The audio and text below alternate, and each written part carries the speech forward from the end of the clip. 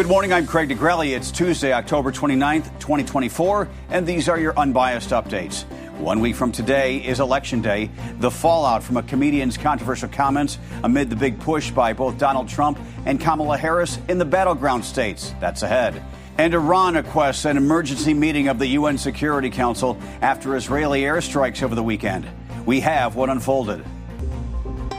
From the Straight Arrow News Studio, bringing the stories that matter to you from across the United States and around the world, these are today's Unbiased Updates.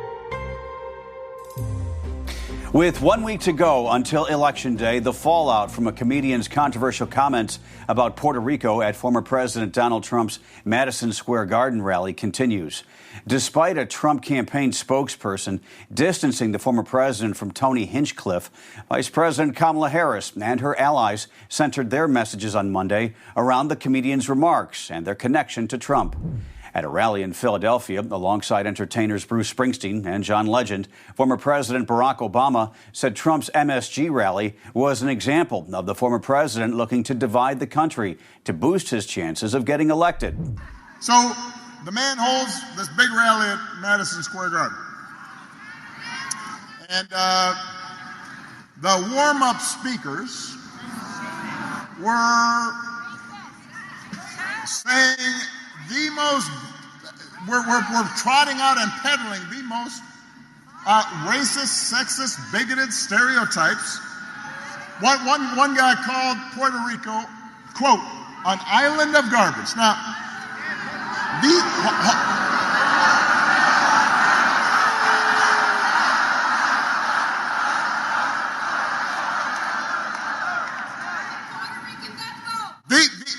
these are fellow citizens he's talking about. Here's a good rule. If somebody does not respect you, if somebody does not see you as fellow citizens with equal claims to opportunity, to the pursuit of happiness, to the American dream, you should not vote for them. Before heading off for campaign events in Michigan, Harris, the Democratic nominee, also accused Donald Trump of trying to divide the country in the wake of the Madison Square Garden rally. It is just more of the same and maybe more vivid than usual. Donald Trump spends full time trying to have Americans point their finger at each other, fans the fuel of hate and division, and that's why people are exhausted with him.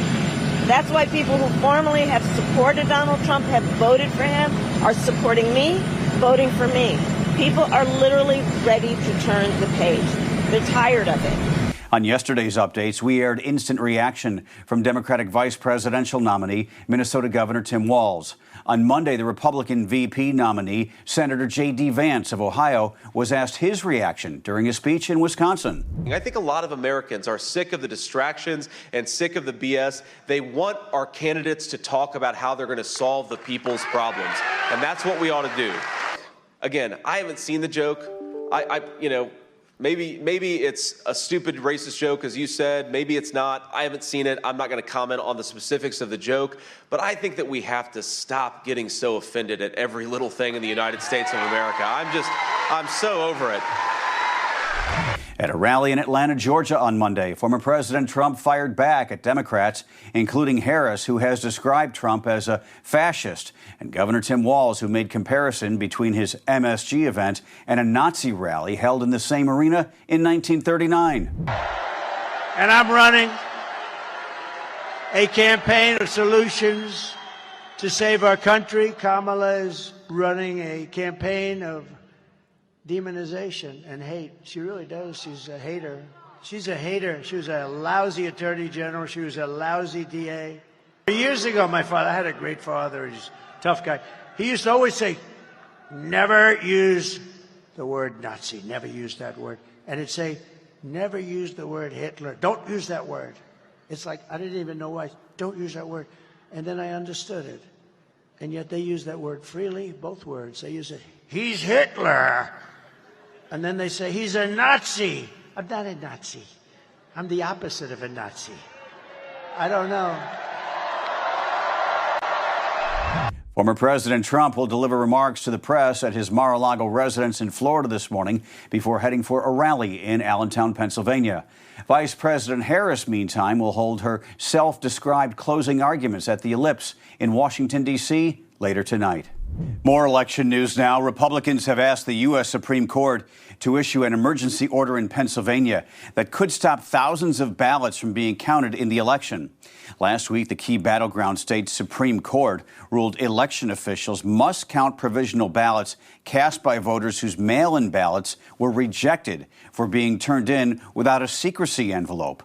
Also yesterday, Virginia officials asked the Supreme Court to move forward with removing around 1,600 alleged non-citizens from its voter rolls. A lower court has blocked Virginia from continuing its systemic voter removal program that was launched in August, exactly 90 days before the election. A provision of the National Voter Registration Act requires states complete purging ineligible voters from registration lists up to 90 days before federal elections. Last week, two major newspapers announced they would not be continuing their tradition of endorsing a presidential candidate, one being the Washington Post. In response to backlash over that decision, the paper's owner, Jeff Bezos, is now speaking out. In an article published on Monday by the Post, the Amazon founder wrote, quote, "Presidential endorsements do nothing to tip the scales of an election." He went on to say, what presidential endorsements actually do is create a perception of bias, a perception of non-independence. Ending them is a principled decision, and it's the right one. The billionaire owner said he wished the decision was made earlier, adding neither campaign nor candidate were consulted or informed at any level. Bezos' response comes after more than 200,000 readers reportedly canceled their subscriptions. You can see our full report on the decision by the Post and Los Angeles Times to stop endorsing presidential candidates on our website, san.com. Turning now to the Middle East, tensions continue to boil over between Israel and Iran as the countries exchange threats during an emergency United Nations Security Council meeting Monday aimed at easing hostilities between the countries. Iran requested the meeting after Israeli airstrikes over the weekend targeted Iranian missile facilities.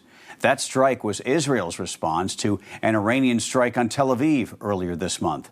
While Iran is not expected to take action immediately, the country's president has said it will respond appropriately. During the Security Council meeting, the United States warned Iran of severe consequences if it makes any more aggressive moves toward Israel or U.S. personnel in the Middle East. Apple users are getting their first taste of the company's new artificial intelligence software. iOS 18 launched Monday.